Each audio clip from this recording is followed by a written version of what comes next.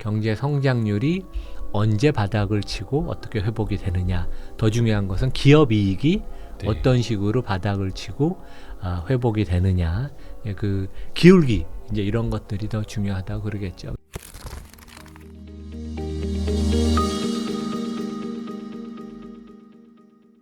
교수님하고 일단은 좀 시장 이야기 좀 했으면 좋겠는데, 꽤 시장이 좋죠. 이제 2,560선까지 올라와 있고 S&P가. 네. 생각보다 뭐 시장이 강합니다. 근데 네. 이제 제가 작년 가을부터 저는 심각한 경기 침체가 오지 않을 거라고 생각을 했어요. 미국이.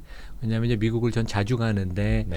미국 경기가 상당히 좋고 시스템의 레버리지가 금융위기 때랑은 틀리게 뭐 레버리지가 그렇게 크지가 않아서 저는 경기 침체가 혹시 경기 침체가 와도 되게 마일드한 정도고 그래서 주가가 어느 정도 작년 하반기에 바닥을 다진 거 아닌가 이제 그런 생각을 했지만 그래도 금년에 미국 나스닥이나 한국 증시 특히 우리 코스닥 일부 종목들 시세를 보면 뭐 좀 과열에 가까울 정도로 근데 뭐 주식시장이라는 게 항상 똑똑하잖아요.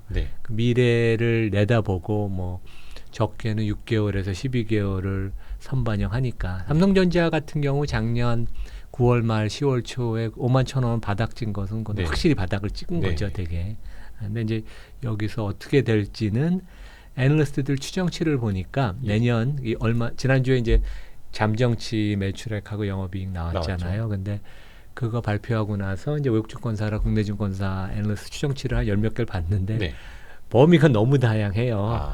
그러니까 이제 아직 확신은 물론 회복이 되지만 어떠한 모습으로 회복될지 모르니까 뭐 하여간 바닥을 뒤집은 건 맞습니다. 근데 하여간 여기서부터 얼만큼 올라갈지는 좀 두고 봐야 된다. 이제 그런 생각입니다. 그렇죠. 또 이제 오를 때는 또 이제 어디까지 갈 것인가 계속 이제 고민을 하게 되는데 뭐 잠시 후에 그건 또 조금 더 짚어보겠고요. 그러면 그러니까 지난해를 계속 집어삼켰던 이슈는 인플레이션하고 금리. 그것도 이제 최근까지도 이어졌는데 글쎄요. 앞으로 어떻게 될지는 모르겠습니다만 미국의 3월 소비자 물가지수 상승률도 5.0. 그러니까 시장의 예상보다도 훨씬 더 낮게 나왔고 괜찮게 나왔죠. 이제 그럼 확실히 물가는 좀 진정되고 있고 잡히고 있다라고 봐도 될까요? 그러니까 뭐 큰 그림은 파월에 대한 비난이 많지만 물론 이제 초기 단계 인플레이션을 좀 너무 방관한 그런 그 원죄는 있지만 상당히 잘해온 것 같아요. 그래서 파웰이 과거 연준 의정하고 틀리게 시장하고 교감을 잘하려고 눈높이를 맞추려고 되게 노력을 했거든요. 원래 학자 출신도 아니고 이제 그런 능력이 있어서 그래서 이제 인플레이션은 꺾이고 가장 이제 관건이 됐던 게 쉘터 거주 비용인데 그 부분도 이제 내려오는 것은 맞습니다. 근데 이제 미국은 우리나라 부동산 시장하고 틀리게 우리는 이제 그동안 아파트 값이 뭐 지난 한 5년 10년 동안 급등하면서 레버리지가 엄청 많았잖아요. 연끌을 많이 했는데 부채. 미국도 한 10년 전에 평균 집값이 한 20만 달러에서 42만 달러까지 갔다가 지금 이제 평균 38만 6천 달러입니다. 근데 고점 대비 하락폭이 10%가 안 돼요. 그리고 여기서 별로 안 내려갈 겁니다. 최근에 조금 오히려 약간 강보합, 호가가 올라가고 매물은 줄어드는 모습을 보이는 게 빚을 지고 부동산을 안 사서 레버리지가 없어요. 그래서 그런 면에서 보면 쉘터 인덱스도 일단은 레깅하기 때문에 내려오는 것은 맞고 좀 시차는 있지만 내려온다. 그리고 이제 집값이 안정화를 보이면 미국도 한국하고 비슷하게 가계자산 중에 제일 큰 게 집입니다.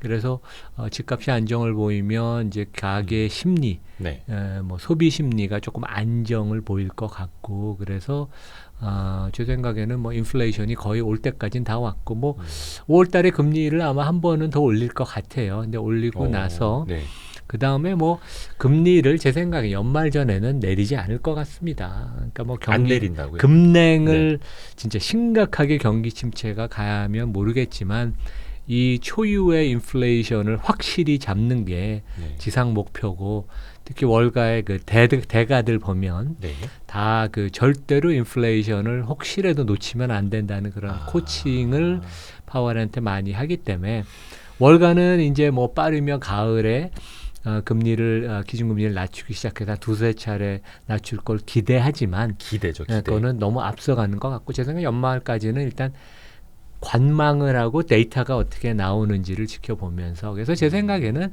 금리가 실제 그 작년보다 올해 한 3, 4개월을 놓고 보면 금리가 큰 영향을 안 미쳤고 시장에 네.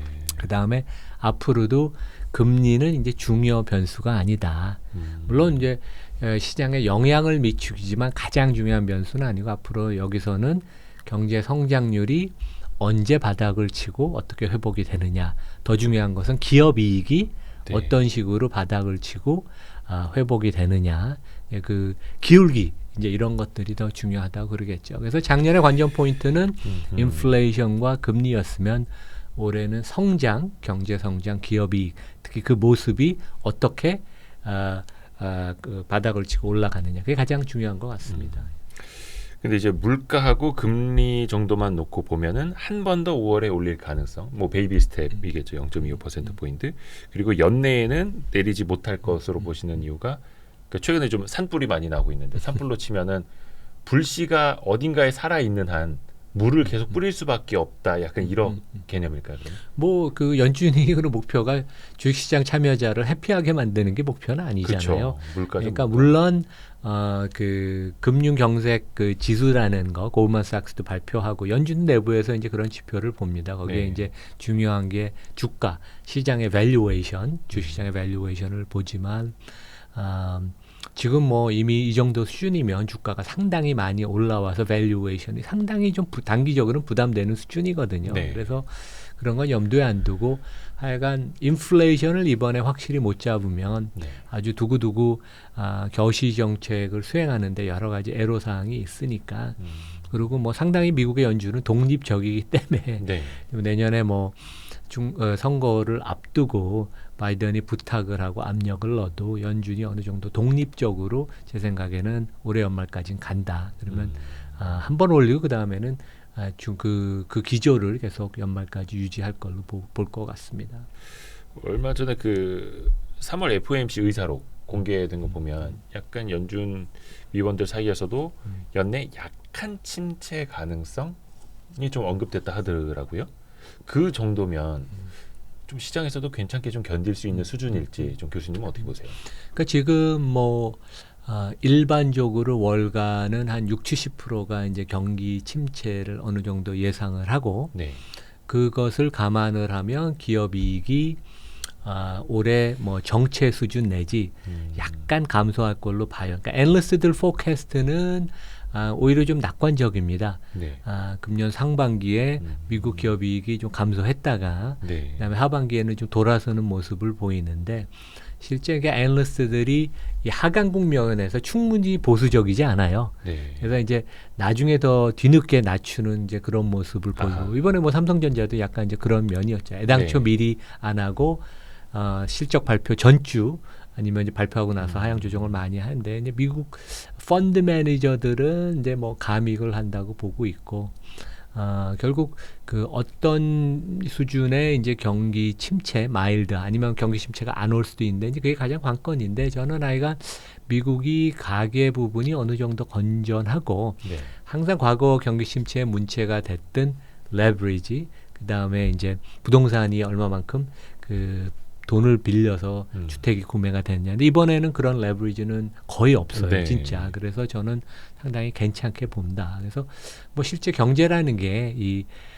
소비 심리 같은 부분이 그 심리적인 부분이 되게 크거든요. 네. 네, 그래서 이제 그런 면에 있어서는 저는 오히려 좀 소프트 랜딩 쪽에 저는 계속 얘기를 해왔고 네. 그런 견지를 유지하고 혹시 경착륙 하드 랜딩을 해도 좀 마일드하고 일시적인 이제 그런 상황으로 봅니다. 그러니까 기업 이익이 감소를 해도 심각하게 우리 이제 국내는 지금 뭐 1분기 엄청 감익 많이 한다 걱정인데 미국은 어느 정도 시장이 그걸 알고 있고 다만 이제 밸류에이션이 조금 뭐 우리가 이제 보통 S&P 기준으로 얘기하면 퍼가 한 18배니까 네.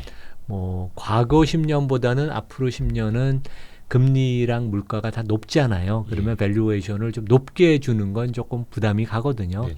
그러면 하여간 지금 주가 수준에서는 최소한 단기간은 개별 종목이나 전체 시장이 이렇게 올라가기 상당히 어렵다. 오히려 조금 단기 조정을 저는 조심스럽게 보고 있습니다.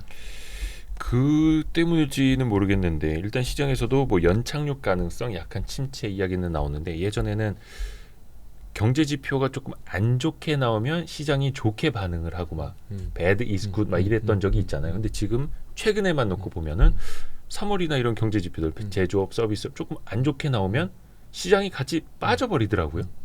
이거는 좀 어떻게 그러니까 작년하고는 이제 눈높이가 이제 바뀐 거죠. 작년에는 눈높이가 그 이제 인플레 네. 그 금리에 대한 우려가 더 많았는데 올해는 이제 그 부분이 실제 최근에 보면 금리가 잘 많이 안 움직이잖아요. 10년 미국채 금리를 보면. 네.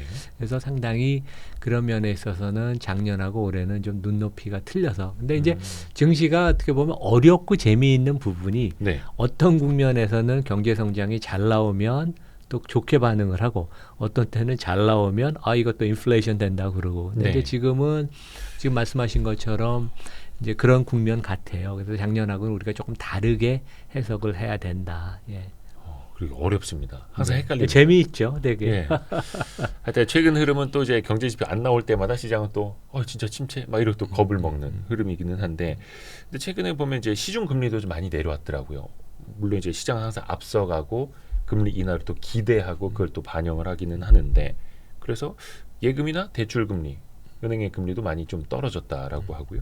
그러면 이제 슬슬 돈들이 좀 시중으로 혹은 시장으로 좀 풀려 나오는 건가 하는 생각도 갖게 되거든요. 그런 돈의 흐름은 좀 교수님 어떻게 보세요? 미국 주로 미국도 그렇고 얘기해요. 우리도 그렇고요. 네.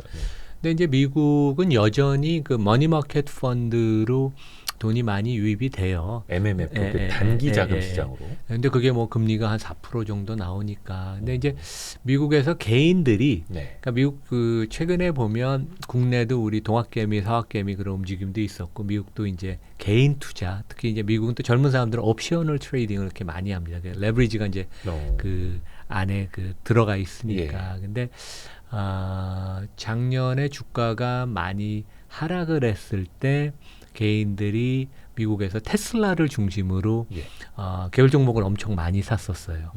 그러니까 실제 미국에서 테슬라가 $100에서 $200까지 오른 것은 국내 서학개미도 계속 매수를 하셨지만 미국에서 개인들이 많이 사고 그런 것들이 중심이 돼서 주가가 특히 이제 빅테크 종목이 좀 오른 게 있죠. 근데 최근에 보면 조금 너무 과도한 거 아닌가. 그래서 이제 개인 자금들이 좀 이탈이 되고 오히려 해외 투자 이런 쪽으로 많이 그 돈이 이제 그 선순환이 돼서 지금 미국 시장을 뒷받침해 주는 거는 이제 외국 자금들이 들어가는 거, 그 다음에 기업의 그 자사주 매입. 이제 미국은 이제 자사주 매입이 어떻게 보면 순매수에 어떻게 보면 많은 경우에 가장 큰 주체이거든요. 근데 특히 지금은 이제 그런 역할을 많이 하고 있다. 기업이 자사주를 매입하는 게 그 수급의 큰 그렇죠. 주체가 되기도 해요. 미국은 그게 가장 크죠. 그래서 실제 뭐 작년 말에도 이제 메타, 페이스북 전신 메타나 뭐 그 알파벳 같은 데가 자사주 매입 프로그램 발표하는 게 뭐 20조, 30조, 50조 뭐 그러니까 자기 시총의 5%, 10%를 앞으로 일정 기간 동안 사겠다. 그러니까 뭐 매수 강도가 엄청 세죠. 그래서 이제 그런 부분이 주가를 받쳐주고 실제 기업들의 그 현금 흐름은 여전히 괜찮거든요. 기업 이익은 좀 증가율이 급격하게 둔화되는 모습을 보이지만 현금 흐름이 상당히 양호해서 자사주 매입은 상당히 그 최근에도 좋았고 앞으로도 올해 어느 정도 지속이 된다고 시장을 해서 이제 그런 부분이 주가를 붙들어 주는데 이제 그게 장을 여기서 더 끌어갈 만한 그런 모멘텀은 아니어서 그리고 이제 미국에서는 기관 투자가들은 상당히 조심하고 있어요, 되게. 그러니까 이제 아까 제가 말씀드린 것처럼 밸류에이션이 좀 부담이 되니까 전문 기관들은 장이 이제 좀 조정에 들어가는 거 아닌가. 그리고 이번에도 주가 상승이 그 나스닥이 연말 이후로 한 20% 가까이 올랐잖아요. 그런데 그것에 대한 확신이 별로 없어서 참여를 못한 사람도 있고 최근 1, 2주 동안은 헤지펀드들은 오히려 그 뭐 미국 그 지수 선물 같은 것을 숏을 공매도를 가는 경향도 있고 약간 좀 조정을 염두에 두고 선수들 대표 주자들은 헤지펀드건 뮤추얼 펀드는 조금 조심을 하는 것 같고 개인들은 이제 뭐 1, 2월 달까지 아주 좋았다가 지금은 조금 이제 주춤하는 모습 이제 그렇습니다. 그게 한 4월 한 둘째 주 한 12월까지 그렇죠. 현재 흐름이. 그래도 뭐 시장이 이 정도 유지되는 거 보면 네. 상당히 시장이 그 강해요. 밀리지 않는 거 보면 그렇죠. 탄탄하다. 그 미국 기업들 같은 경우는 자사주를 매입을 하면 대부분 이제 소각이 되는 거의 뭐 예외 없이 소각을 다 네. 하죠. 그러니까 주에 따라서는 그 마이크로소프트나 아마존이 있는 워싱턴 주는 네. 그냥 자사주를 매입을 하면 소각이 법으로 돼 있기 때문에 법으로 그냥 그것은 자사주를 산다는 건 사자마자? 소각입니다. 그리고 다른 기업들도 자사주를 매입하는 것은 이사회 결의 사항인데 네. 이사회에 이제 안건을 올렸는데 자사주를 매입하고 소각을 안 하면 이사들이 통과를 안 시키죠. CEO를 야단을 치고 당신 뭐 하는 거냐. 네. 이것은 회사의 그 돈을 사용을 하는데 주주를 위해서 안 사용하면 이거 무슨 의도가 있냐. 그래서 오히려 CEO가 올린 안건이 통과가 안 되고 CEO를 견책을 하고 나중에 이제 추궁을 하고 그러니까 소각이 없는 자사주 매입은 미국에서는 기본적으로 있을 수가 없다. 야, 우리 입장에서 보면 상당히 부럽고 신기하기도 하고. 그러니까 우리나라는 대부분 이제 CEO가 그러잖아. 내 돈을 왜 주주들 좋으라고 자사주를 매입 소각하냐 막. 일단 뭐 주가 부양 정도 하는 차원에서 네. 이제 뭐 자사주를 산다고 이제 그러고선 네. 소각을 안 하는 경우도 상당히 많죠. 그렇죠. 그냥 자사주를 갖고 있다가 나중에 뭐 잘하면 직원들 뭐 상여로도 줄 수는 있긴 한데. 이번에 이제 아마 그 포스코 홀딩스가 네, 네. 이제 그 인센티브를 주는데 자사주 산 걸 갖고 일부 활용해서 네. CEO 근데 그런 건 상당히 좋은 아이디어인 것 같아요. 미국이 그렇게 하거든요. 네. 주식을 빅테크 회사들이나 이제 IT 회사들이 주식을 나눠줄 때 시장에서 사서 그 RSU라고 하거든요. 네. 이제 그 Restricted Stock Unit 이제 시장에서 사는 방법도 있지만 이제 자사주를 산 것을 딱 그 금액을 맞춰서 이제 직원들한테 나눠주는 경우도 있죠. 예. 그것도 이제 좋은 방향이고. 네. 아까 이제 그 돈의 흐름 좀 여쭤봤었는데 그 연장선에서 어떻게 보면 지난해까지 주식시장이 긴 조정을 받으면서 많은 투자자들이 아예 나 주식 안 할래. 혹은 손절하고 다시는 쳐다보지도 않고 MTS 삭제해버리고 이랬던 분이 상당히 많더라고요. 아니면 그냥 물려있는 상태에서 자포자기 하든지. 혹시나 그런 분들이 모르겠어요. 나중에 막 코스피 2,800 가고 다시 3,000 가고 하면 또 다시 그때 들어올 수도 있잖아요. 근데 지금 시점에서 보면 혹시나 교수님이 그분들한테 조언을 해주신다면 지금 증시로 돌아와도 된다. 혹시 그렇게 말씀해 주실 수 있을까요? 혹은 어떤 생각을 갖고 계세요? 그러니까 그 우리가 이제 데이터를 갖고 얘기하면 됩니다. 네. 이제 장기적으로 보면 미국 시장의 투자 성과가 대한민국 그 우리 증시보다는 좋았는데 네. 미국은 과거 10년, 30년, 50년, 100년을 놓고 보면 시장을 샀으면 이제 골고루 주식을 사는 거죠. 요즘 같으면 ETF 사는 거 똑같습니다. 그러면 배당 네. 포함해서 연수익이 거의 예외 없이 10%의 수렴을 했어요. 네. 그러니까 내가 뭐 어느 종목, 그러니까 워런 버핏 같이 그 압축 포트폴리오를 잘하면 60년 동안 연 20%를 내신 분도 있지만 네. 그냥 개인이 시장을 전체를 샀으면 뭐 평균 한 연 10%. 근데 이제 과거보다는 앞으로 조금 낮을 수도 있는 것 같아요. 왜냐하면 지난 10년 동안은 저금리 네. 혜택을 입어서 밸류에이션이 올라갔고 앞으로는 좀 고금리 상황이면 밸류에이션이 뻗지 못하고 좀 내려갈 수도 있고 아니면 현상 유지 정도니까 그래도 하여간 뭐 9에서 10% 매년 정도 그러니까 배당을 한 2% 받고 기업이 이익이 한 7% 정도 성장을 해서 토탈 나한테 9에서 10%를 안겨주는 그리고 기업들도 그런 식으로 경영을 합니다. 네. 항상 주주 입장에서 그러니까 미국 기업의 저 SEC에 이제 올리는 보고서를 보면 주석의 가장 중요한 경영지 평가 항목 중에 하나가 총주주 수익률이라고 네. 3년, 5년, 10년, 20년 동안 시장 아니면 나의 경쟁사와 비교한 배당과 주가 상승을 더한 그걸 연유화시키는 표들이 다 있어요. 그게 되게 기본입니다, 되게. 네. 그래서 이제 그것이 뭐 과거가 미래를 보장하지 않지만 네. 미국 기업의 역동성, 그다음에 주주 중심의 경영 이런 걸 보면 어느 정도 비슷한 패턴이 생기지 않을까. 이제 한국은 그거보다 좀 낮죠. 뭐 연 한 6, 7%.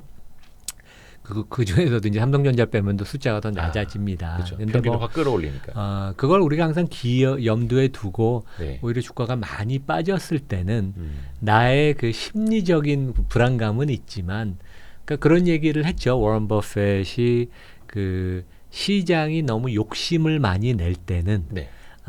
나는 좀 조심을 해야 되고 시장이 불안하고 패닉해서 주식을 못 살 때는 나는 좀 용기를 내야 된다. 그러니까 이제 모든 게 눈에 보이고 확실하면 주가는 똑똑해서 선반영을 해서 주가가 올라왔죠. 삼성전자 같은 경우가 그렇죠. 네. 그러니까 우리가 작년 가을에 5만 1,000원에서 주가가 꿈틀꿈틀 올라올 때 저는 좀 의미가 있다고 생각했지만 이제 네. 최근에 시장 참여한 분들은 어떻게 그 안 좋다는데 주가가 오르지? 이제 이번에 아마 뭐 1분기건 2분기건 분기이익이 바닥을 찍는 것을 9개월에서 12개월 선 반영한 거 아니에요. 시장은 되게 네, 똑똑합니다. 그쵸. 그래서 그런 걸 염두에 두고 오히려 그리고 장기적으로 주가는 우상향을 합니다. 기업은 발전하고 기업이익은 올라가니까 그걸 염두에 두고 뭐 지금도 뭐 너무 늦은 건 아니에요. 단기적으로 주가는 좀 부담은 되지만 그래서 뭐 나눠서 매달 뭐 적립식 저축으로 펀드를 사든지 이제 그런 게 되게 좋죠. 예. 근데 미국은 그러한 그 투자 습관이 이제 그 체득화돼서 뭐 젊은이들이 많이 그렇게 합니다. 부모들이 할아버지 할머니들이 이렇게 얘기를 해주거든요. 되게 그러니까 장기적으로 보고요. 총주주 수익률이라는 뭐 배당이라든지 주가 상승률 이런 것들을 보고 어떻게 보면 이제 평균적인 수익률을 기대하고 들어온다면 그게 언제여도 사실은 상관은 없다라는. 물론 이제 좀 싸게 사면 좋죠. 그러니까 삼성전자도 6만 원 밑에 샀으면 매입 단가가 낮으니까 수익률이 좋지만 뭐 지금 6만 6천 원은 단기적으로 조금 부담은 된다고 생각해요. 그래도 뭐 이제 업사이클이 어떻게 전개되느냐의 문제지 이제 올라가는 것은 맞으니까 그럼 뭐 주가가 좀 조정을 받으면 조금씩 사는 것도 괜찮죠. 그래서 뭐 자기가 개인이 종목을 고르고 투자 공부하고 이런 거가 재밌으면 개별 종목을 고르는 거고 내가 그럴 시간적인 여유나 관심이 없으면 시장 전체 사는 펀드나 ETF를 사면 되죠. 그렇죠. 그러니까 뭐 맞습니다. 그리고 또 요게 좀 최근에 이제 너무 핫해가지고 너무 뜨거운 이슈여가지고 좀 배터리 2차 전지 관련주들 좀 이야기를 좀 해봐야 되는데 물론 한 4월 한 11일 한 12일 요즘 되면서 약간의 좀 조정은 나타나고는 있습니다만 물론 앞으로는 또 어떻게 될지 모르겠습니다만 근데 사실 이남우 교수님이 최근에 이남우의 좋은 주식 연구소도 그렇고 뭐 3프로 TV에서도 그렇고 배터리 주식의 어떤 주가 거품을 좀 종종 지적을 하셨어요. 그래서 뭐 약간 좀 안 좋은 막 반응들도 좀 있기는 했는데 그럼에도 불구하고 그런 밸류에이션 이런 지적을 좀 해주셨던 이유는 좀 어디에 있을까요? 그러니까 뭐 NT가 꽤 있는 것도 그 나쁜 건 아니라 그러더라고요. 유튜브 하는 사람한테는. 근데 이제 저도 한 30년 넘게 뭐 여러 시장을 봤는데 제가 이렇게 뭐가 거품이다 그런 얘기는 잘 안 하는데 너무 좀 지나친 것 같아서 특히 이제 항상 뭐 여기서부터 주가가 더 올라올 수도 있죠. 뭐 20-30% 더 오를 수도 있는데 결국은 주가가 너무 버블이 있으면 이제 터져서 많은 특히 시장 처음 참여하는 분들은 상당히 많은 어려움을 겪을 텐데 이제 그런 게 안타까워서 그래서 이제 뭐 펀드멘털한 이유도 있고 그다음에 이제 경험상 그래서 경험상은 이제 친구들 이렇게 모였는데 진짜 뭐 주식시장 전혀 모르는 분들이 배터리 주식을 다 많이 들고 있더라고요. 그래서 야 이거 진짜 좀 큰일이다. 이제 그런 생각도 들고 그 에코프로 3사 같은데 시총이 뭐 현대차 네이버보다 큰 거 그다음에 이제 뭐 시가총액이 커진 것도 있지만 이런 회사들의 거래액이 일기준으로 수조 원씩 되는 거. 삼성전자보다 더 거래가 많이 되는 거. 이런 게 정상적인 모습은 아니죠. 그래서 그리고 이제 제가 뭐 나름대로 생각을 해서 이제 영상을 찍어서 올리면 엔티글들이 많아요. 그만큼 그쪽에 많이 쏠림 현상이 있다는 거고 그분들이 또 불안하다는 얘기죠. 그냥 본인들이 생각하면 저평가됐으면 뭐 남이 뭐라 그래서 신경 쓸 거 있습니까 되게. 그러니까 오히려 불안함을 보여주는데 여전히 그래도 거래가 많다는 것은 뭔가 약간 좀 건전하지 못한 그런 생각이 좀 들어요. 그래서 저는 배터리나 뭐 양극재, 음극재 뭐 이런 부품 재료 회사들 성장성 높다는 건 이론이 없습니다. 뭐 진짜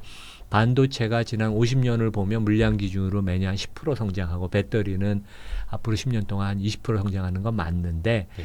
과연 이 회사들이 돈을 앞으로 얼마나 많이 벌 건지 그리고 우리가 너무 고 배터리 업종만 회사들의 얘기를 듣는 게 아니라 결국 배터리를 해주는 건 자동차 회사들 아니에요. 네. 근데 자동차 회사들은 원래 이렇게 돈을 많이 버는 업종이 아닙니다.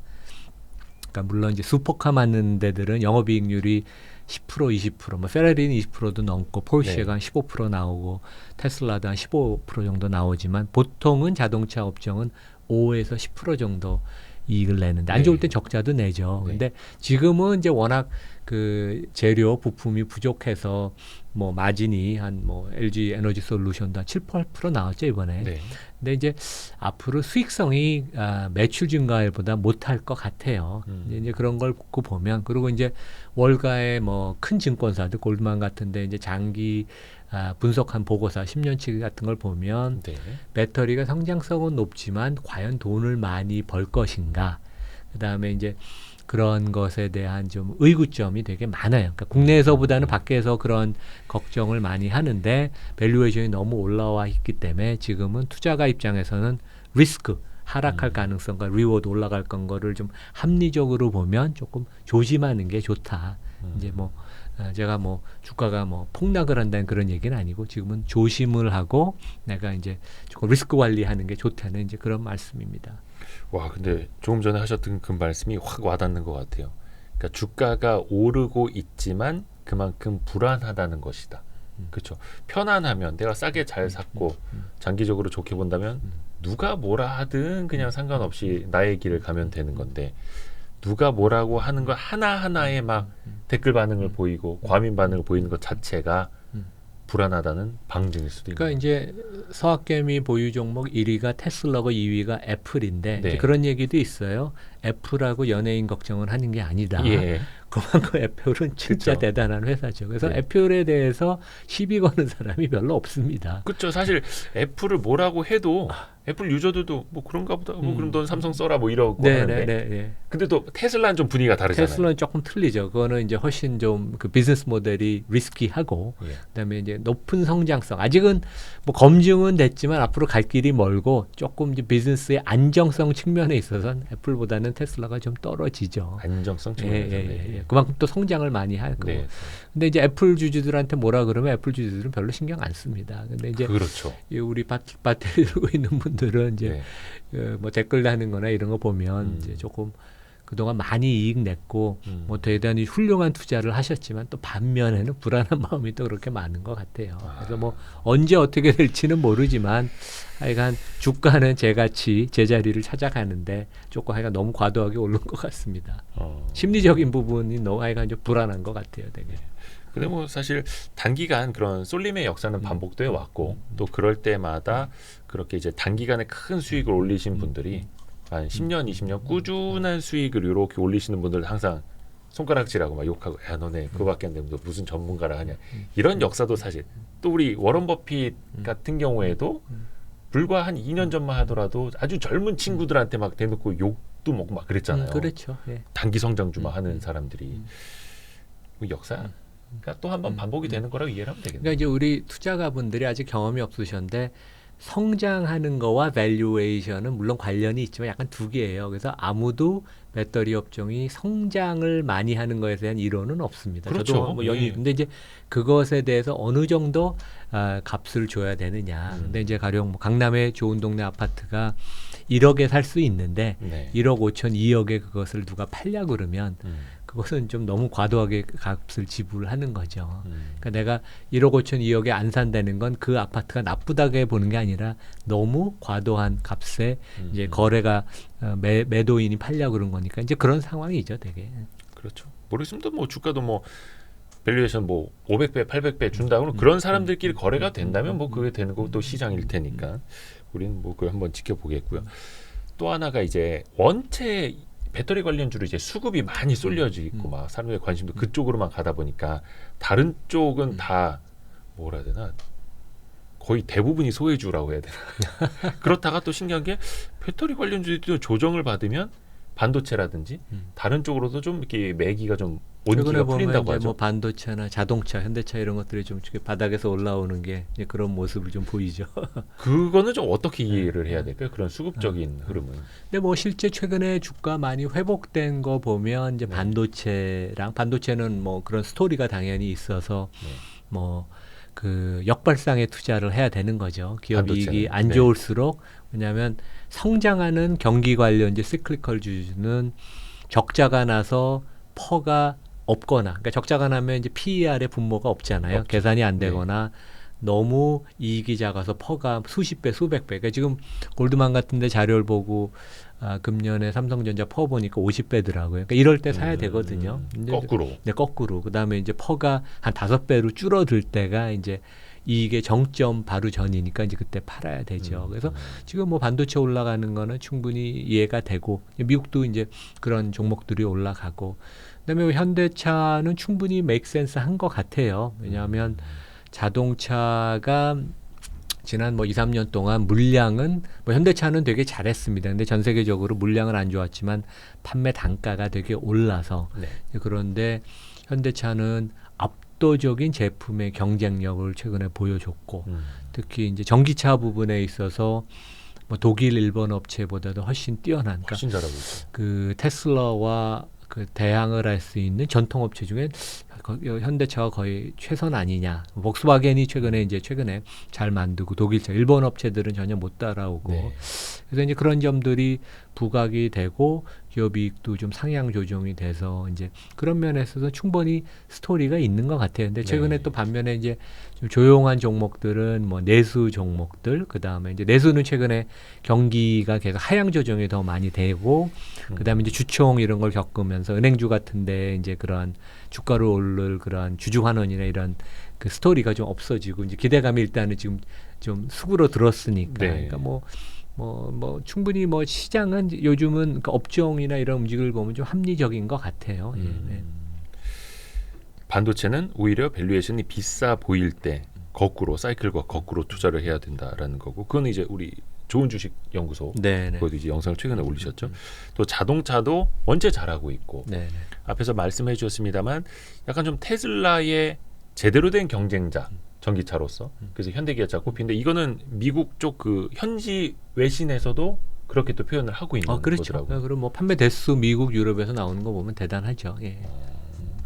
또 얼마 전에 이남우 교수님이 현대차 근데 그 중에서도 우선주를 조명하셔서 한 달 반 전, 2달 전. 그러니까 제가 우선주 얘기는 작년 말부터 계속 많이 그때부터? 했는데 예. 이제 금년 들어서 우선주들이 많이 올랐죠. 그러니까 제가 이제 추천을 현대차 우선주 아니면 이우선주 아니면 LG화학도 LG화학 우선주를 사자. LG화학 우선주는 보통 주에 40%밖에 거래가 안 됩니다. 진짜 싸요. 그러니까 그 LG화학이 100이라면 LG화학 우선주는 40이었다는 40. 뜻이죠. 예, 예. 그러니까 예. 보통 삼성전자는 우선주가 보통주의 90% 수준, 그러니까 별 차이 안 10%의 나죠. 할인되다가 최근에 좀 내려왔고 네. 보통 우선주는 보통주의 한 50% 수준의 거래가 됩니다. 그러니까 네.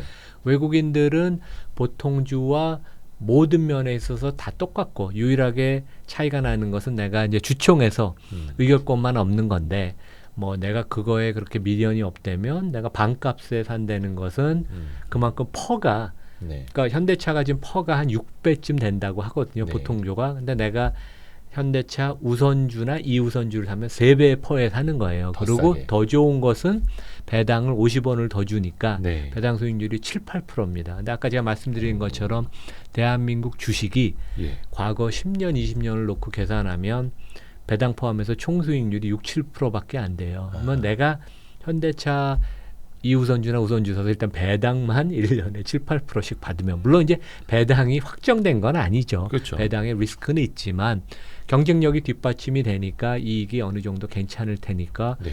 내가 배당을 7, 8% 일단 받아놓으면 주가가 안 올라도 내가 시장보다 훨씬 잘하는 겁니다. 그렇죠. 그리고 거기다가 최근같이 주가가 오르면 이제 추가적으로 플러스가 생겨서 내가 10에서 15% 연수익률을 투자로 얻을 수 있다면 상당히 훌륭한 겁니다. 물론 그게 계속 반복되는 건 아니지만 네. 가장 그것의 기본 가정은 현대차가 자동차의 경쟁력이 있고 돈을 많이 벌고 현금 흐름이 좋으면 배당 계속 꾸준히 많이 유지하겠죠. 그래서 그런 스토리고 이제 LG 화학도 LG 에너지 솔루션은 저는 고평가됐다고 140조 원 시가총액은 좀 과한 것 같아요. 네, 여러 번 지적하셨죠. 네, 근데 LG 화학이 그거보다 훨씬 저렴하게 플레이할 수 있는 거고 더 저렴하게 할 수 있는 것은 LG 화학 보통주보다는 우선주. 예, 그러니까 최근에 LG화학 우선주도 그렇고 조금 많이 올랐. 최근에 뭐 LG 화학도 많이 오르고 우선주 네, 많이 네. 올랐습니다. 네. 그래서 결국 내가 사는 단가가 결국 밸류에이션 측면에서 내가 어느 정도 퍼에 사는지 네. 그리고 그게 나의 배당을 얼마만큼 많이 안겨주는지 이제 그런 것을 우리는 보통 배당을 얘기를 하지만 막상 나의 수익률을 계산할 때는 배당은 별 생각 안 하고 주가만 놓고 계산해요. 근데 그렇죠. 우리가 선진국식의 투자가 되려면 배당을 항상 넣고 어느 정도 투자 총수익을 내가 기대하는지 계산을 마음에 생각을 하고 실제 회사가 얼만큼 주는지. 그러니까 뭐 KTNG 같은 경우에는 성장은 별로 없지만 이번에도 5천 원의 배당을 줘서 역시 한 5, 6% 배당을 하는구나. 주가가 안 올라가도 뭐 이 정도면 상당히 훌륭하네. 이제 그런 믿음이 좀 있죠. 그래서 배당 중심의 생각을 많이 해야 될 것 같아요. 우리나라 대한민국이 특히 대형주 중에는 성장을 많이 하는 데가 그렇게 많지 없습니다. 실제. 이제는 또 그렇게 안타깝게. 됐죠. 예. 그래서 이러한 우선주들이 특히 외국인 지분율이 높은 게 이제 그런 것을 치밀하게 외국인들이 계산을 한 거죠. 합리적으로. 그래서 뭐 현대차 우선주, 이우선주 뭐 이런 거 LG화학도 보면 뭐 외국인 지분율이 한 70%씩 돼요. 네. 다 이유가 있죠. 되게. 예. 배당을 중심으로 생각을 하고 또 거기에다가 성장이 나타나면 또 플러스 알파가 그렇죠. 돼요. 근데 기존에는 대부분 물론 우리나라가 기존에는 성장을 또 빠르게 해왔던 국가긴 합니다만 성장 그리고 배당은 있으면 좋고 없어도 뭐 이런 식으로 생각돼. 조금 이제는 바꿀 필요도 좀 있겠네요. 그렇죠. 예. 그건 좀 시대의 변화에 좀 맞기요. 그 거버넌스랑 요 측면을 좀 이야기를 해봐야 될 텐데. 어떤 이야기부터 해볼까? 우선은 지난 3월에 정기 주총 때 특히 제 개인적인 경험으로는 그 어느 때보다 행동주의 펀드들의 목소리가 높았고 소액주주들도 이제 막 뭔가 시스템적으로 목소리를 내는 것 같았거든요. 투표하기가 옛날부터 좀 쉬워졌거든요. 되게. 그렇죠. 온라인 투표 이제 모바일로도 쉬워졌고 의결권도 잘 예, 모이고 근데 약간 절반의 성공 혹은 절반의 실패 이런 평가들도 좀 있어요. 좀 전반적으로는 교수님은 좀 어떻게 보셨나요? 그러니까 나름대로 저는 성과는 있었다고 보이고요. 네. 이 주총 한 번을 놓고 누가 이기고 지고 그거보다는 네. 결국 이게 지속되는 게임이거든요. 기업 가치를 높이는 것은 일회성이 아니라 꾸준히 되는 거니까. 네. 물론 이제 뭐 오스템 임플란트 같이 사모펀드가 인수를 해서 상장 폐지로 가는 경우도 있지만 네. 상장된 기업은 결국은 꾸준히 기업 가치를 높여야 되고 실제 일부 행동주의 펀드들이 표대결에서 졌다고 그래도 명확한 목소리를 이번에 냈고 언론 보도도 뭐 상당히 객관적으로 이번에 뭐 일간지나 경제신문이 많이 보도를 해줬고 공감대가 형성이 되고 경영진이나 이사회들이 느껴요. 이번에 회사 안이 통과가 되고 행동주의자 펀드들이 뭐 졌지만 저 사람들이 저 사람을 서포트한 지지한 투자가들의 그 목소리 그것의 의미를 이제 새기죠. 그래서 그것이 이제 선순환이 돼서 네. 뭐 그 회사가 배당을 좀 높이고 소액주주 무시하는 걸 앞으로 안 하고 그다음에 자사주를 사도 반드시 소각을 하고 이제 그런 것들이 이제 선순환이 된다면 뭐 주총에서 저도 그런 것들이 뭐 실제 긍정적인 결과를 나오고 실제 미국에서도 보면 이제 미국은 매일 뭐 행동주의적 펀드 이벤트들이 하루에 몇 개쯤 나오는데 네. 대가들도 카라이컨도 제안을 했다가 회사가 긍정적인 반응을 보이면 본인이 그 안건을 다시 회수하는 그런 경우를 많이 보여요. 왜냐하면 회사를 압도적으로 뭐 눌러서 왜냐 경영권 뺏는 게 목적은 아니잖아요. 이런 펀드들은 결국은 그 재무적인 이익, 투자 성과를 얻는 게 목적이니까 회사가 뭔가 긍정적인 변화가 보이면 굳이 소모적인 비용이 많이 들어가는 법률적인 그런 다툼을 하는 것보다는 그런 뭐 회사가 자율적으로 좀 변하는 그러니까 너무 뭐 이 공부를 애가 안 한다고 부모가 야단을 치는 것보다는 애가 스스로 깨워서 예습도 하고 복습도 하고 그래서 성적이 올라가면 그게 좋은 거죠. 그래서 그런 식으로 좀 가지 않나. 근데 이제 실제 우리가 두 걸음 앞으로 나가도 한 걸음 더 뒤로 가고 이번에 보면 뭐 은행도 약간 좀 실망스러운 면은 있고 네. 그다음에 이제 KT 건도 그렇고 조금 이제 정부의 간섭이 너무 이제 정부 지분이 없는데 그런 것들은 조금 이제 아쉬운 점이 좀 있긴 있습니다. 예.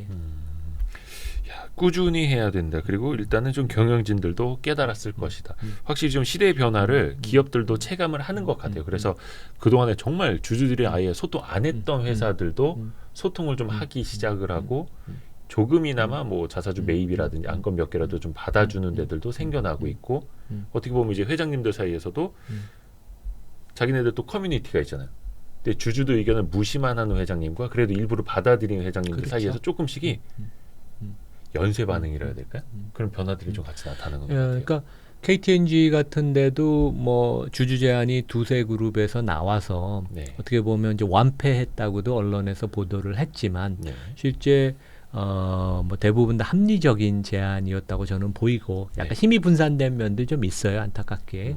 그리고 이제 차석영 부회장 같은 사람을 후보로 내세울 수 있다는 것은 네. 야 이게 이제 게임이 그 상당히 본격적인 게임이 된다. 근데 뭐 많은 주주들은 차석영 부회장 같은 분이 와서 인삼공사 비즈니스를 맡고 그 대신 뭐 많은 경영 성과를 내면 뭐 인센티브를 많이 갖고 네. 가고 이제 그런 식으로 이제 좀 자본주의가 좀 더 좀 그 페어하고 그 다음에 이제 주주를 위해서 그런 기업들 가치를 만드는 쪽으로 변하는 이제 그런 식으로 가서 이번에는 하여간 그 주주 제한 내양도 상당히 좋았고 그 다음에 이제 등장한 플레이어들 선수들도 상당히 좀 국가대표급 선수들이 이제 많이 올라오기 시작했습니다. 그래서 그런 면에서 되게 재미있는 것 같아요. 그리고 네. 아무데도 아직은 보통 우리가 논의가 된 데들이 주식을 안 팔았죠. 그래서 이제 일부 주장을 하고 그러는 뭐 먹튀 현상은 안 일어나고 제가 이제 많이 아는 업계 후배들이 이제 주치인데 네네네. 대부분 다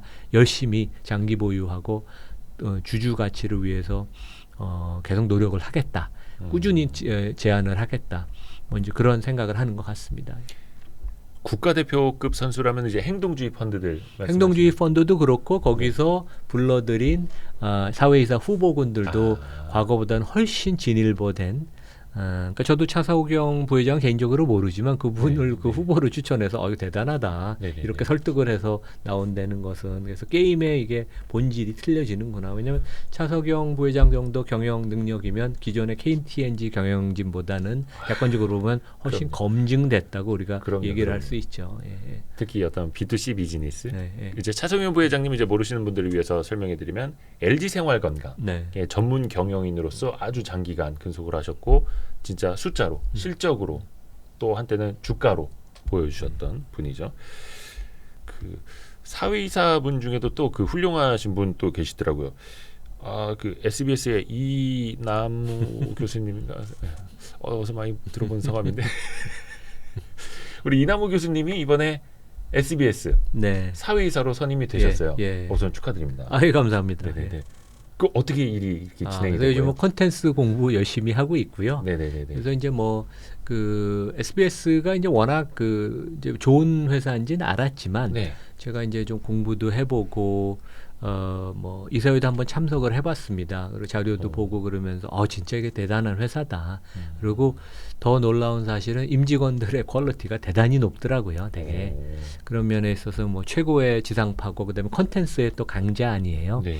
근데 이제 워낙 좋은 회사고 주가가 좀 저평가돼 있으니까 이제 뭐 대표적인 펀드들이 좀 지분을 좀 들고 있었던 것 같고 이제 사회이사를 좀 추천을 뭐 펀드들이 하고 그다음에 회사도 주주 제한이 아닌 뭐 좋은 후보라고 생각을 하셔서 이사에서 이제 이사회에서 이제 뭐 뽑아 주셨죠. 그래서 그 SBS는 되게 그 명확한 것 같아요. 되게 경영진께서도 이제 성장을 하고 싶다.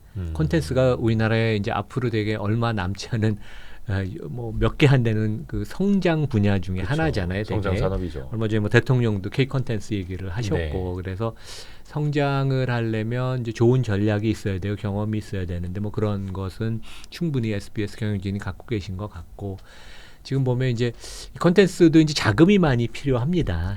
그렇죠. 그래서 이제 뭐 저는 금융 자본시장 전문가이니까 이게 뭐 사회이사라는 게 뭐 꼭 잔소리하고 뭐 간섭하고 그러는 게 아니라 회사가 네. 장기적으로 발전할 수 있게 도와주고 코칭하고 이제 그런 옆에서 뭐 측면적인 지원도 해주고 물론 뭐 잔소리도 할 때가 있겠죠. 근데 뭐 SBS 경영진님들 보면 훌륭하시고 제 생각하고도 기본적으로 장기 성장 스토리거든요. 그런 네. 면에 있어서 뭐 제가 도와드릴 일이 있다면 열심히 도와드리고 이제 그러려고 합니다. 그러게요. 근데 원래는 이제 주주 제안으로 주주가 이남우 교수님을 SBS 사회이사로 좀 받아달라 이렇게 하려고 했는데 회사가 먼저 이사회에서 그럼 우리가 먼저 이사회에서 결의를 하고 주주총회에 이제 후보로 올리겠습니다라고 했던 거잖아요. 그러니까 뭐 정확한 뭐 스토리입니다. 그러니까 원래는 이제 주주 제안이 뭐 될 뻔했는데, 예. 근데 뭐 회사에서 그러면 그냥 뭐 회사가 사회이사를 그러니까 이제 퇴임하는 분이 계셨거든요. 이제 그 후임으로 뭐 저 말고 다른 후보도 아마 있었을 텐데, 그래서 이제 그 중에서 뭐 이제 원래 이사회에서 사회이사 후보 추천위원회에서 이제 정하는 거 아니에요, 되게. 네네네. 그래서 이제 그런 뭐 그 과정을 거쳐서 이제 회사에서 선임을 하셨죠. 보통 이제 주주 제안으로 사회이사를 이사회에 진입시키려고 한다고 하면 거의 대부분이 이제 막 싸우고 표 대결 가고 되네 안 되네 막 하고 하는데 어떻게 보면 이제 회사가 앞에 정문을 열어준 거네요. 그러니까 뭐 주요 주주들이 뭐 국민연금도 있고 이제 대표적인 펀드들도 있는데 그들의 생각과 네. 회사 경영진의 생각이 뭐 비슷한 것 같아요. 아까 말씀드린 것처럼 뭐 있는 돈을 나누는 것보다는 네. 성장에 다 투자를 하자. 이제 그런 면에서 왜냐하면 성장이 컨텐츠가 되게 매력 있는 분야고 그다음에 SBS가 뭐 여러 가지 과거 역사나 지금 여건 이런 것들이 아주 포지션이 좋은데 뭐 그런 면에 있어서는 그러니까 성장을 어떻게든 더 잘할 수 있게 사회이사 한 명으로서 이제 도와드리는 그런 얘기를 좀 이제 해야죠. 되게. 이제 그럼 이남우 교수님은 5번만 보시는 거예요? 네, 5번은 열심히 많이 보고 있습니다. 그리고 라디오는 107.7. 골프 채널도 저 열심히 보고 되게 SBS가 골프 채널도 좋더라고요. 거기가 채널이 많죠. 예. 말 그대로 이제 지상파가 아니라 콘텐츠 회사. 네, 그러니까 회사는 이제 그런 식으로 생각을 하시는 것 같아요, 되게. 그리고 시장의 밸류에이션도 시총이 한 7천억쯤 되죠. 근데 네. 이제 뭐 주가가 좀 뭐 나름대로 저평가된 걸로 보이는데, 근데 그래도 시총이 그 정도 되고 많은 주주들이나 애널리스트들 보면서 그 리포트를 보면 이제 콘텐츠의 성장성 뭐 이런 부분을 되게 높게 보시는 것 같더라고요. 이제 사회이사 되셨으니까 뭐라나 사회이사가 IR을 해도 되나지 모르겠는데 어떻게 보면 이제 회사 같이 키워 나가셔야 되고 그렇죠. 회사 성장하는 게 또 사회이사의 어떤 역할이기도 하고 성과이기도 하잖아요. 그러니까 이제 미국은 어떤가 하면요, 한국은 제가 다른 회사도 사회이사라는데 거기는 그 로펌이 네. 담당 로펌이 사회이사 보고 주식을 사지 말라 그래요. 왜냐하면 여러 가지 아무런 이해관계 상충이 없어도 그냥 뭔가 그냥 문제가 될 것 같아서 네네. 그래서 뭐 하지 말라 그러니까 저는 안 사는데 미국은 기본적으로 큰 회사들은 사회이사가 되면 급여 받는 게 이제 보통 한 30-40만 불 받거든요. 큰 회사들은 그 급여 1년치 급여나 그 이상을 주식을 사게 만듭니다. 와. 그래서 이해관계를 일치시켜요. 그래서 물론 뭐 돈이 워낙 많은 분들은 30만 불, 50만 불이 크질 않겠지만 내가 첫해 뭐 애플, 스타벅스 뭐 다 모든 회사가 거의 다 똑같습니다. 그래서 회사의 이사회 멤버와 경영진과 주주가 같은 배를 타는. 그래서 우리도 약간 거래소나 감독 당국이 이런 거에 관해서 조금 전향적으로 생각을 해서 이게 이제 결국 우리 금융도 보면 그동안 펀드도 그렇고 이제 사고가 터지는 게 펀드를 창업한 사람이나 운영하는 사람은 피 다 빼어가고 주주들은 펀드 한 사람은 따로거든요. 같은 배를 안 타요. 미국 같은 데는 운영하는 사람이 돈을 다 기본적으로 버는 거 다 펀드에 넣게 돼 있거든요.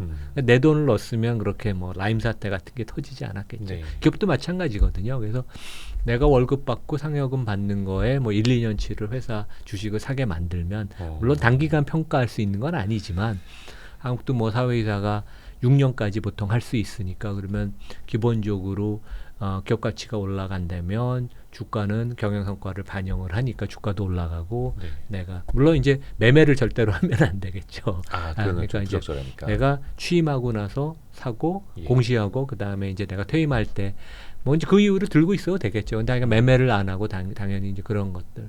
그래서 조금 너무 우리가 그 과도하게 예민하게 회사나 감독 당국이 관리를 하니까 그 이사회 멤버, 경영진, 그다음에 주주의 이해관계가 일치되는 그런 그 링크가 깨지는 면들이 있어요. 네. 그래서 뭐 강요할 수 있는 건 아니지만 그런 점들을 뭐 근데 사회이사 할 수 있는 분들은 어느 정도 경제력 여유가 있는 분도 있으니까 1년치 월급 정도는 회사 주식을 사라. 그런 것들이 좋은 예인 것 같습니다. 대신 매매를 못하게 퇴임할 때까지는. 그럼 혹시 교수님도 계획을 갖고 계시나요? 근데 뭐 저는 괜히 그 예민하니까 국내에서는 그러니까 나서서 하는 게 좀 그래서요. 예. 네. 근데 뭔가 조금 이해관계를 일치시킬 필요는 있다. 같은 배를 타야 될 필요가 그러니까 있다. 거버넌스의 가장 핵심이 그 이해관계자들이 같은 배를 타게, 그러니까 얼라인먼트라고 하죠. 이제 그거를 시키는 게 가장 장기적으로 가장 좋은 솔루션이거든요. 네. 아니면 회사에서 아예 그 급여나 성과 보수를 주식으로 주면 되는데 그렇죠. 그래서 뭐 포스코 같은 데가 이번에 이제 뭐 100억을 나눠줬다 그래서 좀 두들겨 맞기도 한데 저는 기본적으로 아이디어는 되게 좋다고 생각하거든요. 예. 회사 그렇죠, 주식을 그렇죠. 주는 게. 그게 뭐 임원일 수도 있는 거고 성과 잘 낸 직원일 수도 있는 그렇죠. 거고 예, 그렇죠. 예. 그렇게 해서 이제 한 배를 같이 이제 더 큰 배로 키워나가야 된다라는 거고. 이번에 또 이제 많은 주목을 받으신 분 중에 한 분이 이제 같이 거버넌스 활동 많이 하시는 한국기업 거버넌스 포럼의 김규식 회장님. 네, 김규식 변호사님은 SM 엔터테인먼트의 사회이사가 되셨고, 근데 이사회 의장도 되셨더라고요. 네, 그렇죠. 거버넌스 전문가니까. 요거는 나중에 우리 김규식 회장님 직접 만날 때 한번 더 여쭤봐야 될 텐데, SM 엔터는 사실 조금 최근에 우여곡절이 좀 있었던 그렇죠. 회사인데 예. 여기에 사회이사가 거버넌스 전문가가 들어갔고, 이분도 약간 주주 제안으로 그렇죠. 들어간 걸로 알고 있는데 또 의장까지 맡으셨어요. 그 주주 제안은 아니고 이제 예. 연초에 SM이 이제 SM이 이사회 멤버가 많지 않았어요. 원래 작년 말 올해 연초에 이제 4분이었어요. 네. 사내이사 3분 네. 하고 사회이사 1분. 근데 그분이 뭐 물론 뭐 훌륭한 경영자이셨지만 이제 이수만 그 전 총괄 프로듀서랑 이제 친구분이셔서 이제 그분은 물러나서 사회이사가 없었습니다. 네. 없는 상황에 대해서 이제 저와 다른 교수님 한 분하고 이제 이성수 전 네. SM 대표 3분이 우리 3명이 사회이사 후보 추천 위원을 한 달 했었어요. 1월하고 2월 달. 그래서 되게 뭐 보람 있고 재미있는 일이었는데 왜냐하면 이제 SM이 창업 대주주가 이제 무리를 일으켜서 이제 빠지고 네. 그러면 이제 이사회 중심의 경영을 하자. 어떻게 보면 이제 선진 그런 그 모델이죠. 그렇죠. 되게 그렇죠. 이제 뭐 KT도 이제 이번에 그런 식으로 가고 싶다 그러고 근데 네. 뭐 지켜봐야 되겠지만 그래서 우리가 이제 그 이사회를 구성할 때 이게 이제 뭐 그 간섭을 하는 잔소리하는 사람을 뽑는 게 아니라 네. 아니면 이제 우리 뭐 권력기관 출신을 뽑는 게 아니라 회사가 성장하는데 필요한 경험과 지식과 네트워크 가진 분들을 뽑아야 돼요. 그래서 그렇죠. 이제 저희가 그때 정리를 했던 게 크게 3분야였습니다. 첫 번째는 거버넌스 전문가, 거버넌스를 좀 제대로 갖추자. 두 번째는 이제 SM이 그 하이브나 이런 거에 비해서 IT 접목이 좀 늦었어요. 그래서 선진 시장이나 이런 데서 IT 전문가를 뽑자. 그래서 네. 이제 구글 중역 출신을 우리가 모셔왔죠, 되게. 그래서 이제 그분을 모셔왔고 세 번째는 SM이 이제 중국, 미국은 잘하는데 네. 선진 시장, 미국하고 유럽이 되게 약했어요. 그래서 이제 저는 시간이 좀 많았으면 미국에서 전문가를 데려오자. 근데 이제 SM의 뭐 사회이사 급여가 좀 낮아서 뭐 현실적이지 못한 면도 있었지만 시간이 좀 몇 달이 있었으면 미국의 베스트 그런 그 글로벌 뮤직 전문가를 왜냐 SM이 세계적인 회사니까 네, 모시려고 했는데 시간이 안 돼서 그분은 이제 교포분인데 실리콘밸리의 그 디지털 뮤직을 그 애널리틱스 하는 분이에요. 그 되게 전문가. 네. 그런 분을 이제 모셨고 그래서 크게 보면 이제 거버넌스 전문가로 김규식 변호사 우리 거버넌스 포럼의 의장이 되셨고 네. 그 다음에 이제 그 글로벌 뮤직의 경험이 많은 분, 그 다음에 디지털 IT 접목 관련돼서 구글 중역 출신, 네. 상당히 구글에서 잘 나가셨던 분입니다. 그래서 이런 분들을 모셔서 우리가 이제 8명, 원래는 3명만 추천을 했는데 네. 이제 갑자기 하이브가 나타나면서 저쪽에서 뭐 10명 가까이 추천해서 우리도 8명으로 이제 인원을 늘렸죠. 네. 그래서 이제 마지막에도 우리 이제 그 후보군으로 있던 분들까지 다 이제 사회이사가 됐고, 다 우리 추천한 분들이 다 사회이사가 되셨죠. 그래서 상당히 보람도 있고, 물론 이사회가 잘해서 회사가 100% 잘 되는 건 아닙니다. 회사가 기본적으로 잘 되고 임직원이 으쌰으쌰해서 돈을 많이 벌어야 되지만 네. 제대로 거버넌스를 중심 염두에 두고 이사회를 갖췄고, 이 이사회 중심으로 큰 의사결정을 하고, 그다음에 반대할 건 반대하고, 이제 그러면서 회사가 뭐 이제 독립채산제 P&L로 가고 이제 그런다고 하니까 잘 되기를 저는 바라겠습니다. 되게 중요한 시험적인 그런 경우고, 좋은 분들을 많이 모셔서 네. 저는 상당히 잘 된다고 생각하고, 뭐 주가도 그래서 최근에 좀 올랐더라고요. 보니까 다시. 그러니까 경영권 분쟁 끝나고 나서 한번 이렇게 고꾸라졌다가 다시 네. 조금씩 회복은 하고 있는. 사실 그 SM 엔터테인먼트에서도 이남우 교수님이 그러니까 사회이사 후보 추천위원회 네. 같이 하시면서 이제 큰 일을 해주셨고, 그 예전으로 따지면 사실 대주주 친구나 지인, 아니면 검찰, 국세청 출신, 권력기관 출신에서 혹은 지인 아니면 방패막이 이렇게 이제 사회이사를 구성하는 게 사실 대부분이었죠, 우리나라 기업들. 다 뭐 그렇죠. 대기업도 그렇고 뭐 네. 저 중소형기업도 다 그렇죠. 그렇죠. 근데 이제는 확실히 달라진 정말로 그 회사 성장에 필요한 각각의 분야별 전문가들을 모시는, 거기에 이제는 거버넌스 전문가까지 이제 진입을 하게 되는. 그 대기업들도 최근에 보면 약간 그런 모습을 조금 보이는 것 같아요. 근데 이제 미국 같은 데는 이제 이사회 구성을 할 때 그 명확하게 다 발표가 됩니다. 우리는 이러한 조건을 갖춘 사람을 찾는다. 그래서 이제 그 조건에 맞는. 그래서 이제 스타벅스 같은 데는 컨슈머 회사지만 항상 IT 전문가를 한두 분을 모셔와요. 그래서 지금 스타벅스 사회이사 중에 한 명이 마이크로소프트 CEO인 사티아 나델라, 그 바쁜 사람이 들어가 있습니다. 이제 보통 보면 마이크로소프트 CEO가 왜 들어가 있지? 근데 왜냐면 컨슈머 회사인데 IT를 잘 활용하거든요, 스타벅스가. 그러니까 뭐 모바일 네. 사일런스 오더 이런 것도 그렇죠. 남들보다 빨리 하고, 그다음에 이제 기업의 문화를, 그러니까 이제 그런 면에 있어서 우리도 이제 대기업에 뭐 삼성, 현대, LG 이런데 사장 중역한 분들이 좀 더 회사에서 붙잡아 두려고 그러지 말고 네. 좀 더 그런 대단한 경험 많은 분들이 여러 분야에서 뭐 꼭 뭐 상대 뭐 경쟁사를 가서 사회이사 하는 건 이제 부담이 가도, 뭐 다른 쪽에 가서 사회이사를 하면서 그런 글로벌한 경험, 그다음에 이제 경영 능력 이런 것들을, 그러니까 외국 같은 데는 은퇴한 CEO들이 가장 그 사회이사 후보로 영순위로 되게 좀 많이 꼽거든요. 시간 좀 여유도 있고. 왜냐하면 현역들은 좀 바쁩니다. 네네. 그래서 이제 그런 면식으로 좀 바뀌는 것 같아요. 그래서 이제 최근에 보면 여성 사회이사분들이 이제 대기업들마다 한두 명씩 이제 뽑기 네. 시작하고, 그러니까 저도 이대 그런 프로그램을 이대랑 만들어서 요즘 우리가 이제 200명 교육을 시켜서 한 20몇 명 사회이사 되셨어요, 여성분들이. 그래요. 그래서 그런 분들은 소액주주의 권리가 뭐고, 그다음에 거버넌스가 뭐고, 이해사회가 뭐 하는지 교육을 받고 들어가셔서, 물론 100% 독립적으로 활동을 하신다고는 뭐 생각을 안 하지만, 그래도 다른 사회에서보다는 훨씬 진일보한 그런 좀 깨우친 분들이 이제 많이 참여를 해서, 그런 분들이 이제 조금씩 이제 그런 경우들이 나타나면서 변화가, 항상 이런 뭐 변화가 이렇게 하루에 1년에 다 이루어지는 건 아니죠, 그렇죠? 사회이사 교육 프로그램 이거 괜찮네요. 그러니까 뭐 한 3년 됐습니다. 이화여대 경영전문대학 내에 여성 사회이사 전문 양성 과정.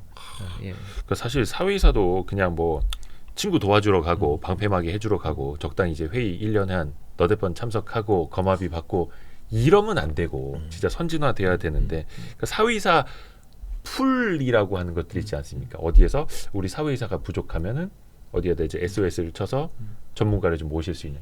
근데 그것도 어떻게 운영이 되냐? 저도 예전에 취재할 때 보면은 권력기관 출신들, 금감원 출신, 관료 출신, 혹은 이제 교수진들, 아니면 은행 출신, 이렇게 네트워크 강한 분들이 있어서 자기 지인들 넣어주는 거야. 그렇죠. 아니면 투자한 회사가 또 자기 지인 넣어주고, 자기 은행 선배 넣어주고 막 이렇게.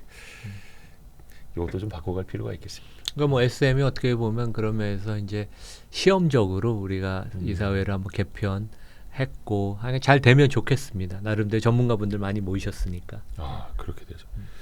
혹시 이남우 교수님은 SM에서 제일 좋아하시는 뮤지션이 있다면 아이돌 제가 좋아하는 후배인 그 최진철 대표는 에스파를 되게 좋아하고 네. 이창환 대표도 그런 것 같아요. 근데 그쵸. 뭐 저는 이제 올드해서 네.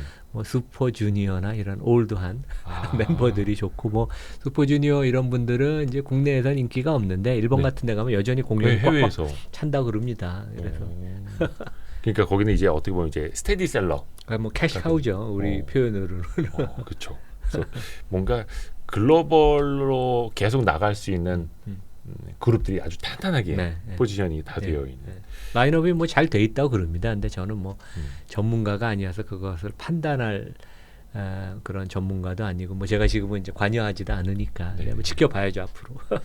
혹시 SBS가 뭔가 엔터 사업을 더 확장한다든지 연예기획사처럼 이런 모델을 만든다든지 자체 아이돌을 키운다든지 왜냐면 이제 SM 엔터를 이제 한번 이렇게 들여다 보셨잖아요.